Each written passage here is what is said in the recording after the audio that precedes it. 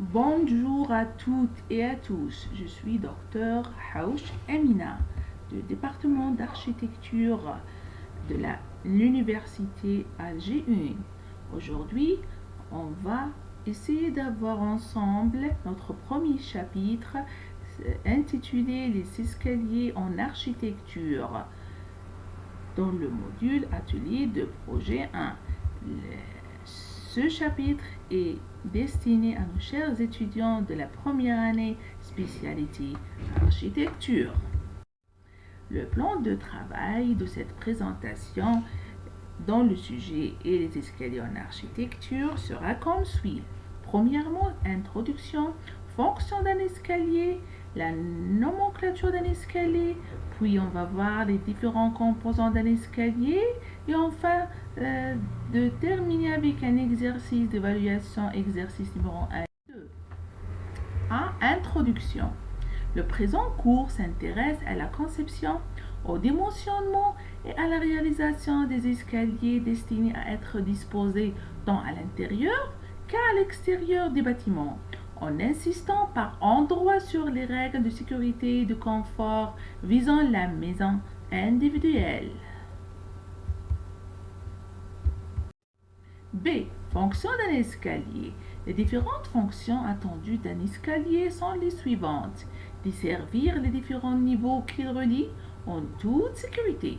Cette notion de sécurité étant rattachée essentiellement aux aspects du confort d'utilisation, ainsi de la stabilité de la cadence de marche et de la protection latérale.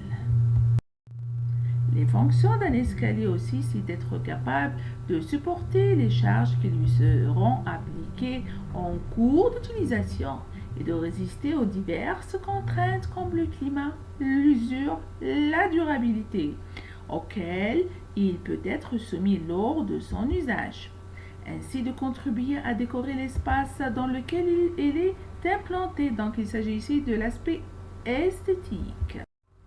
La nomenclature d'un escalier. Premièrement, c'est l'escalier en lui-même. L'élément, donc, c'est un élément d'ouvrage permettant de passer à pied d'un étage de bâtiment à un autre. L'escalier est composé d'une succession régulière de plans horizontaux consistant en des marches et des paliers. Deuxièmement, c'est l'émarchement. C'est la largeur praticable de l'escalier qui correspond en général à la grande dimension de la marche. Là, c'est la dimension perpendiculaire au sens du déplacement dans l'escalier.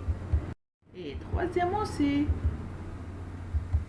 la hauteur de la marche. C'est une distance verticale séparant le dessus de deux marches successives. Cette hauteur varie généralement entre 16 et 21 cm. Sa détermination relève de considérations relatives à l'ergonomie et au confort d'utilisation de l'escalier. Considérations qui seront détaillées dans la suite de ce présent cours. Quatrièmement, c'est le gérant. C'est une distance horizontale mesurée entre les nez de deux marches successives. Le gérant varie généralement entre 25 et 32 pour un escalier intérieur et peut aller au-delà pour un escalier extérieur. Les différents composants d'un escalier. Premièrement, c'est la profondeur de la marche. C'est une distance horizontale entre le nez de marche et la contre-marche. Deuxièmement, c'est la marche. C'est une surface plane de l'escalier sur laquelle le pied se pose pour utiliser l'escalier. La contre-marche, c'est la face verticale reliant quand elle existe deux marches successives. Nez de marche, c'est bord extérieur de la marche en débord ou non par rapport à la contre-marche lorsqu'elle celle-ci existe. Lorsqu'il est prévu un débord en nez de marche, il ne doit pas dépasser les 10 mm afin d'éviter l'accroche du talon en descente. Les différents composants d'un escalier, c'est aussi le palier. C'est le plan horizontal le plus large que les marches courantes. Deux paliers consécutifs délimitent une volée d'escalier. Si le palier est au même niveau qu'un étage courant du bâtiment, on parle de palier d'arrivée ou palier de départ. Sinon, Il s'agit d'un palier intermédiaire ou un palier de repos. La volée, c'est l'ensemble des marches successives, compris entre deux paliers, quelle que soit la nature du palier. Ligne de volée, c'est une ligne théorique représentant le parcours usuel lorsque l'on emprunte l'escalier. Les différents composants d'un escalier, premièrement, c'est l'échappée, désigne la hauteur libre la plus faible calculée entre le dessus des marches et le sous-face du palier supérieur. Une dénivelée, c'est la hauteur de franchissement de l'escalier dans un bâtiment. C'est la hauteur comptée de plancher à plancher, revêtement y compris. Le reculement, il s'agit de l'embrement de l'escalier dans le sens de la longueur. Le reculement est la projection verticale de la longueur de l'escalier. Une trémie d'escalier, c'est l'ouverture aménagée dans le plancher pour permettre le passage de l'escalier. Enfin, ce sont les exercices d'évaluation. Exercice numéro 1, c'est les différentes fonctions attendues d'un escalier.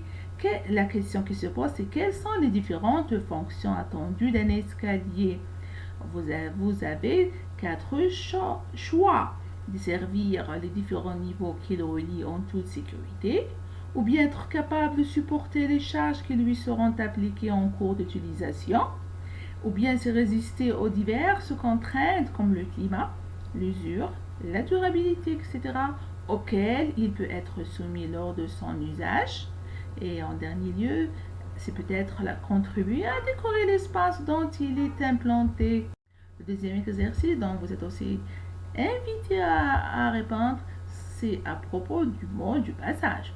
Comment l'élément d'ouvrage permettant de passer d'un étage de bâtiment à un autre, c'est par rapport à un passage à pied ou bien un passage vide?